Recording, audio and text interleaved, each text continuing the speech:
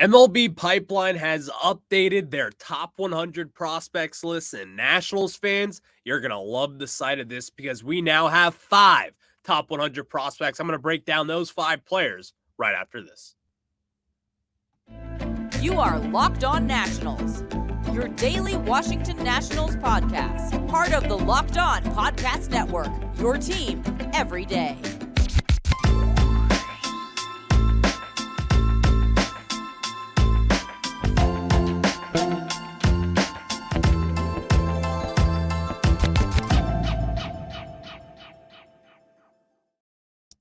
And thank you for making Locked On Nationals your first listen every day, as we are free and available wherever you get your podcasts. I'm your host, Ryan Clare, and I have taken my fandom for this team into podcast form here with the Locked On Podcast Network, where you get your team every single day. And later on in the show, we're going to preview this Miami Marlins series coming up as we are facing a former Nationals prospect with Jesus Luzardo. We're going to preview that and everything that comes in with this Marlins series, because I do believe it's going to be a very tough series for this Washington Nationals team, but it depends who pitches on that third game. Also, we're going to get into these top prospects who are now in the top 100. But lastly, for today's show, I saw Shohei Ohtani last night in person, and I also had a cool little story that I could bring along to Locked On Nationals here, where, again, you get your team every day. Part of the Locked On Podcast Network. Again, your team every day.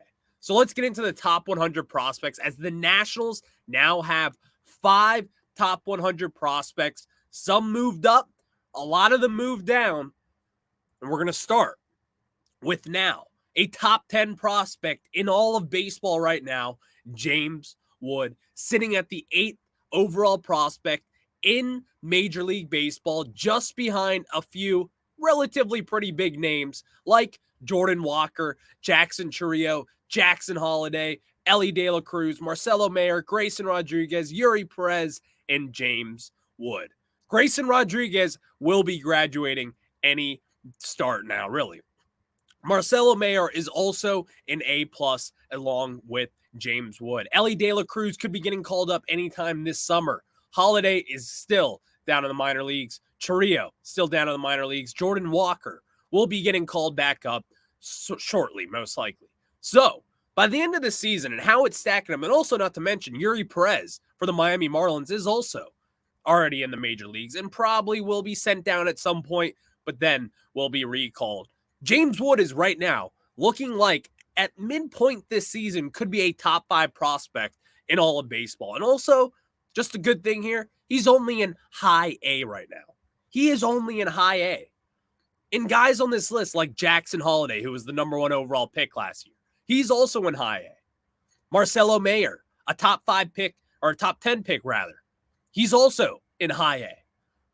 These are guys right now where you have multiple top picks, and then you have a second rounder with James Wood, who the San Diego Padres developed in a beautiful way, is now sitting in the top 10. James Wood is going to be a top 5 prospect by midseason.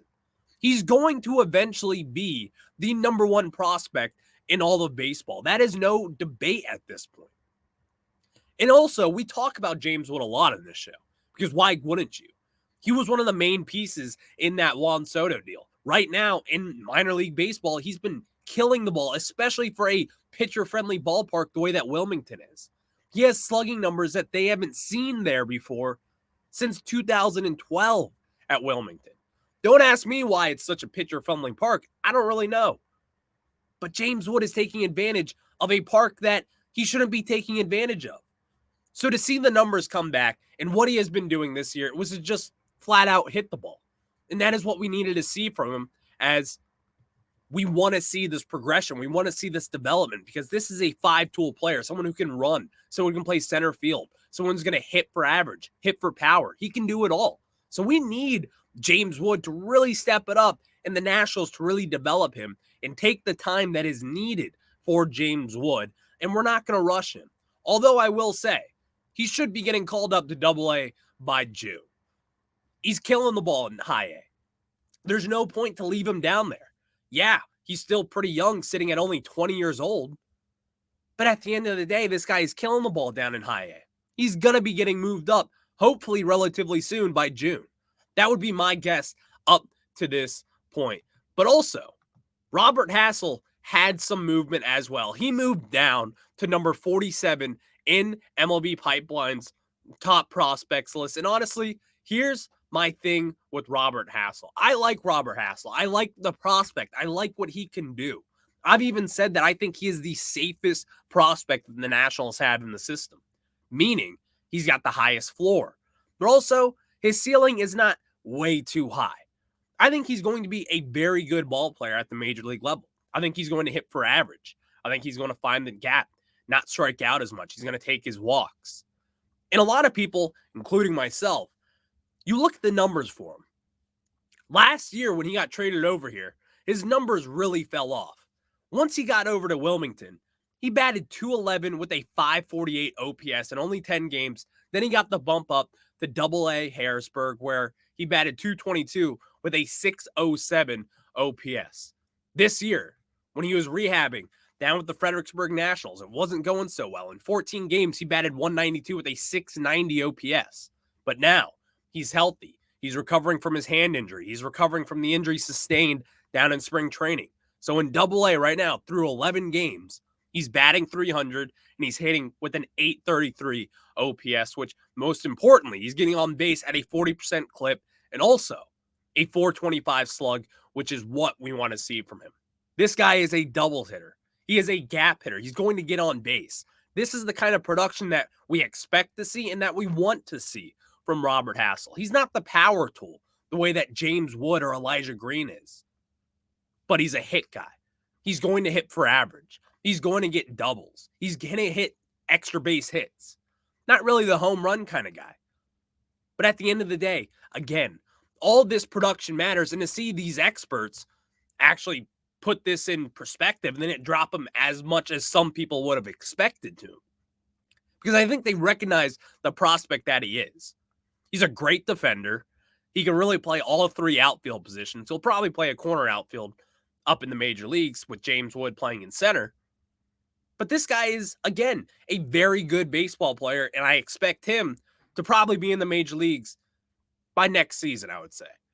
Maybe May of next season. Who really knows? He's got to hit. He's got to continue to develop because he's still a young pup, only 21 years old.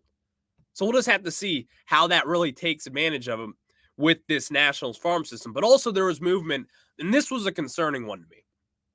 Elijah Green got bumped down to the number 65 prospect in all of baseball. And it's really because he hasn't been able to hit for consistency. He hasn't really been able to hit for power as consistent as people would like. You saw him last year down in rookie ball with Florida, and he hit the ball well with a .939 OPS. Right now in low A Fredericksburg, he's got a .690 OPS, and the power just hasn't really been there for as consistent as people want. Through 28 games, he's only got 2 home runs, and he's got 54 strikeouts. That is the concerning part of this. Because a lot of people, a lot of scouts that people were talking about, whether it be Keith Law or whoever was reporting on Elijah Green back at the draft, they did say some were concerned about his strikeout rate down in high school. You're going to see that. If it's a problem up in high school, it's certainly going to be a problem in the minor leagues. So this is something to where the Nationals will have to make a massive adjustment moving forward with Elijah Green, the same way that the Padres did with James Wood. Both those guys are from IMG Academy. They played terrific talent and traveled all around the country. So yes, some people use that and say, well, he was also playing against the best of the best at IMG Academy, and you're absolutely right.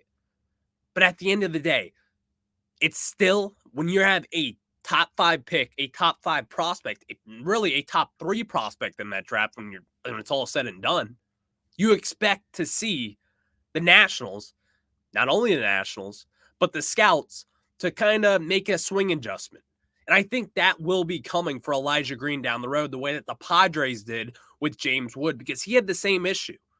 Everything was there. The tools were there. All the prospect of what you look at and what he could be, it was all there. It all made sense. there still is adjustments that need to be made. And I do expect that with Elijah Green at some point with the Nationals, because we're back into analytics now. Mike Rizzo, Ted Lerner, and the Nationals, they have invested into analytics. So now it's time to use those analytics and use them wisely. Lastly, or not lastly, number 4 is Cade Cavalli. Sitting at, as we know now, after Tommy John surgery, he's sitting at the number 79 slot in MLB Pipeline's top 100 prospect list. Listen, he'll be ready hopefully by opening day next year. It's going to take some time.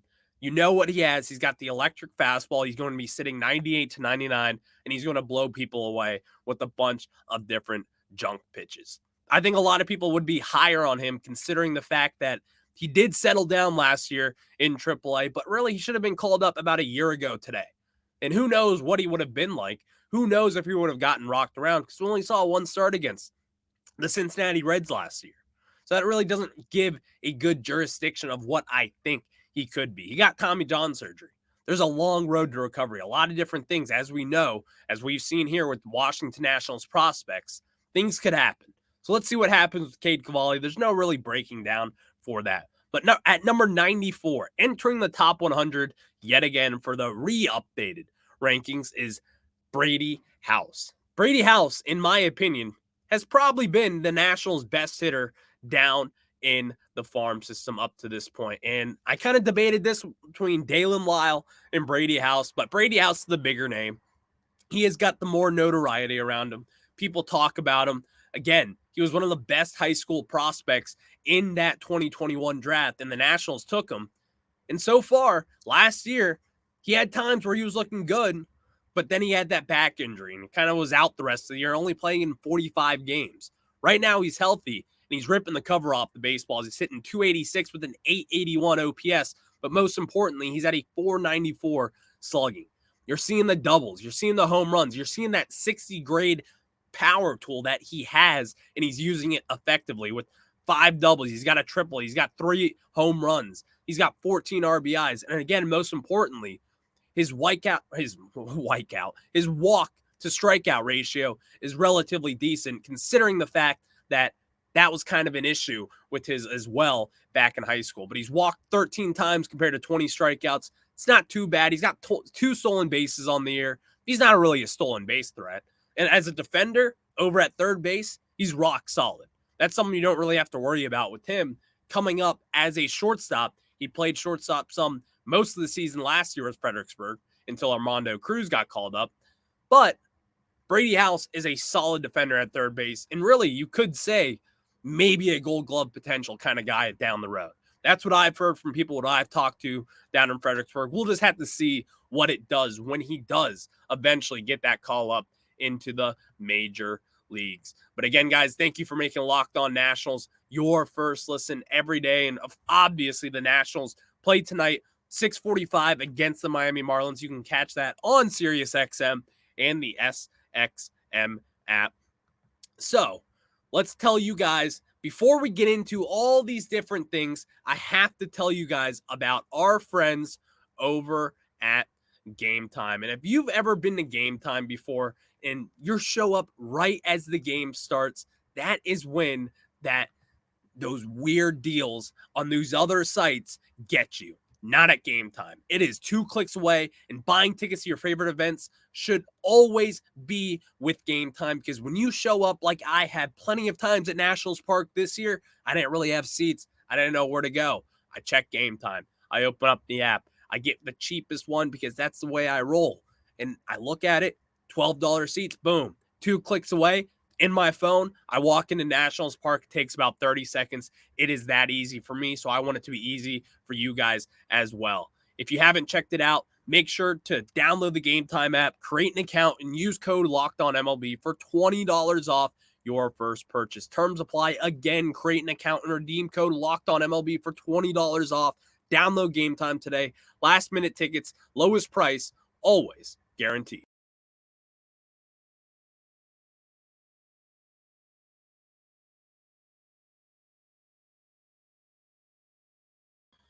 And today's episode is brought to you by Game Time. Download the Game Time app, create an account, and use code LOCKEDONMLB for $20 off your first purchase. Last-minute tickets, lowest price, always guaranteed with my friends at Game Time. And now, obviously, we have a relatively big series coming up against the Miami Marlins. Starting today, we are playing all the way through for this Thursday. And the Nationals have had some relatively pretty good success against this Miami Marlins team. Today, we are going up against a former third-round pick by the Washington Nationals, Jesus Luzardo. And Jesus Luzardo, if you don't really know about him, he is a left-handed pitcher who was sent over to the Oakland Athletics in that Sean Doolittle, Ryan Madson trade back in 2018, if I remember correctly.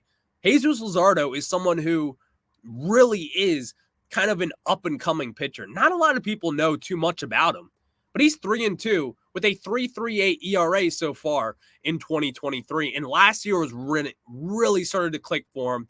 Again, in 100 innings pitched last year, he had a 3.32 ERA. And honestly, 120 strikeouts, which is not really what he does best. He does have a relatively good strikeout rate down from the minor leagues. But this year, he's kind of mellowed out a little bit. 45 innings pitched and only 48 strikeouts. Batters are still hitting 270 off him. But again, you see guys like Josiah Gray who have high batting average against him. But it's also not the end of the world for that.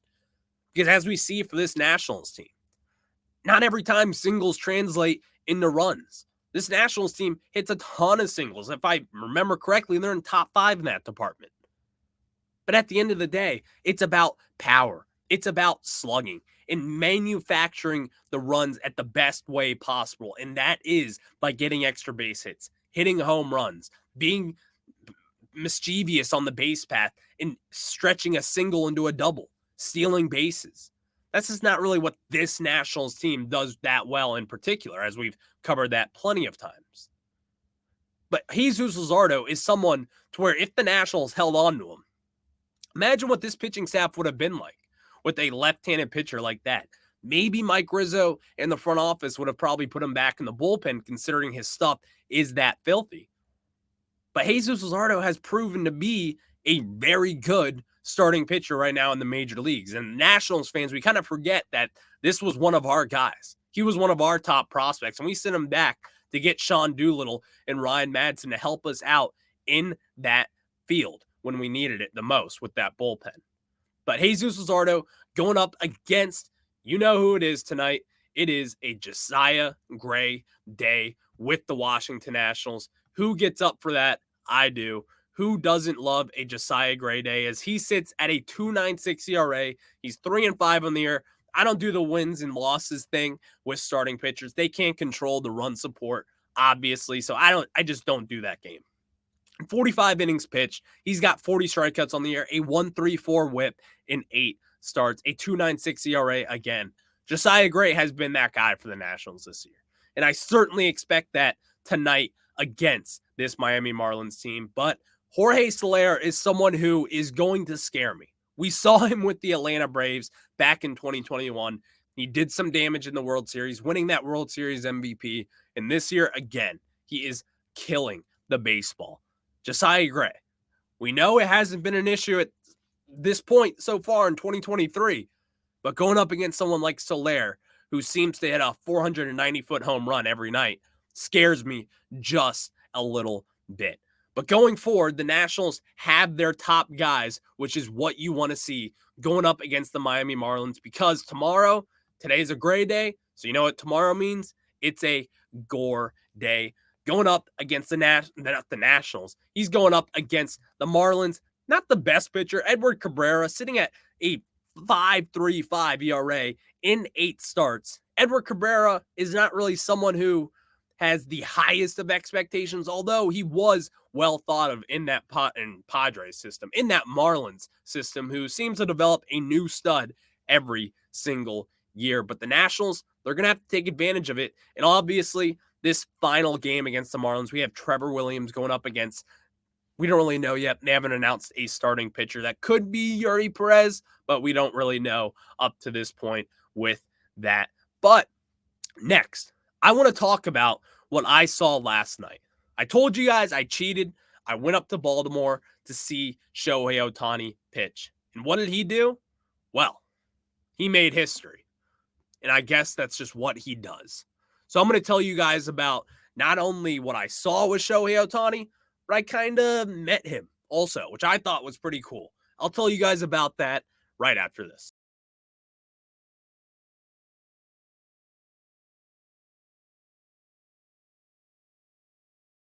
Now we get back into it, as I know this is a Locked On Nationals podcast. This is a Nationals podcast.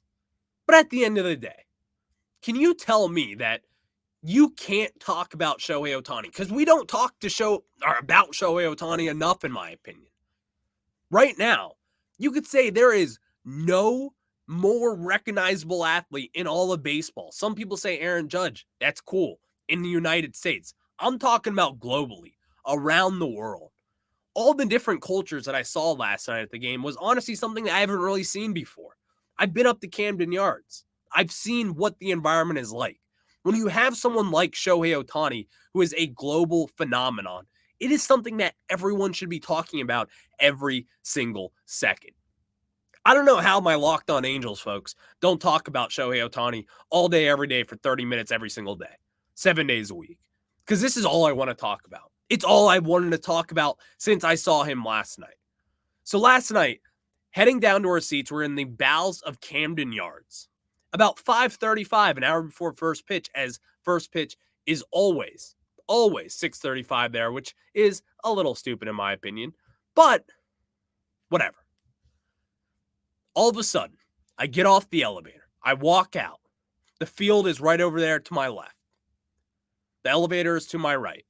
We're in the bowels. It's the same way as Nationals Park if you've ever been down towards that part of the field. All of a sudden, a curtain opens up from the Angels clubhouse. Guess who it is? It is Shohei bleeping Ohtani, walking with his translator, head down, looking at an iPad. And he's about 20 feet away from me at this point, walking towards my direction. I wanted to freak out. I wanted to mark out and just look at him and say, Shohei, you're the guy. You're it. You're him, as the kids would say. But I did not. It's an hour before first pitch. He's the starting pitcher. And also what I heard, he doesn't take BP on the field, which it was their BP time. So he was walking over to the Camden Yards home cages there, which I guess is just a little bit better over at Camden Yards. And he's going to be taking BP in the cages an hour before he gets ready to be the starting pitcher against the Baltimore Orioles tonight. And so he's walking over there. He comes walking by me. He looks up, looks at me. I just give him a little head nod. Just kind of like a, sup. Hey, Shohei. I didn't say, hey, Shohei. I just kind of gave him, if you're watching over on YouTube, check it out, Locked On Nationals. You can see me give him a little head nod. That was it. That was it. Just a simple old head nod. What did Shohei Ohtani do? He gave me a head nod back. Shohei Ohtani acknowledged my existence. He gave me a head nod. Shohei Ohtani. I don't like to bother people. I don't like to get in people's way, especially for professional athletes, and especially an hour before you pitch. Have you guys seen the horror stories of players trying to talk to Max Scherzer the day that he's pitching?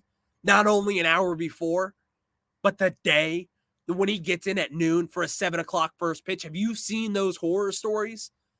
Have you seen the Steven Strasburgs of the world who are just tunnel vision into the mound, doesn't do anything else besides think there, talk to his catcher, talk to his pitching coach, and that's it? Shohei Ohtani going over to take BP an hour before he starts a game in Major League Baseball. Just walking by casually with his translator. Ryan Clary, your boy, just gives him a good old head nod. And he gave me a head nod back. It was a really cool thing. And also, not even to mention, Shohei Ohtani made history last night, which it seems to where he really does this every night. He does this every night, it feels like. As he made history, becoming the first starting pitcher to reach base safely 5 times since the Yankees' Mel Stoudemire had 5 hits in a win over the Washington Senators back in September of 1964. Shohei Ohtani is not talked about enough. And I understand this is a Locked On Nationals podcast. We aren't the Locked On Angels podcast. I understand that. But when you have someone this big, when you have someone who is, one, this nice as well, I think Shohei is the nicest guy in the world for just giving me the good old head nod. The good old head nod. I just thought it was the coolest thing. Just one, to see him up close. Because, by the way, he is massive. He is 6'4". He is all of 6'4", and he is jacked. Jacked. And when you see Shohei Ohtani, if you go out to see him pitch of any ballpark, you don't have to sit directly behind home plate. Those are expensive, but you can get those tickets over on Game Time because those are my good friends over there. But you sit up high, you get to be able to see home plate up high and see the pitch movement for yourself. I couldn't stop thinking about that as Shohei Ohtani yesterday, his splitter was splitting. His slider or sweep or whatever you want to call it was sliding and sweeping. Shohei Ohtani is different, man. And then also, not even to mention, he had a 115 mile per hour, 460-foot blast in the same game. Was a double away from the cycle. I was with some friends yesterday. Mike Trout was batting before Shohei Ohtani. Mike Trout is the best player that I have ever seen take this field. The best all-around player that I have ever seen in person. I wanted nothing to do with Mike Trout. I was like, get me Shohei Ohtani. I want Shohei Ohtani. I don't want to see Mike Trout. That's how good this guy is. The LeBron James of our sport. The Tom Brady of our sport with Mike Trout. I was like, get this guy out of here. I want to see Shohei. That is how ridiculous this guy is. So thank you for making Locked On Nationals your first listen every day. Tomorrow, we're going to talk about this as it is a gray day. We hope Josiah Gray can get the job done. And hopefully the Nationals can get some run support as well. We'll talk to you guys on the flip side tomorrow. Catch you then.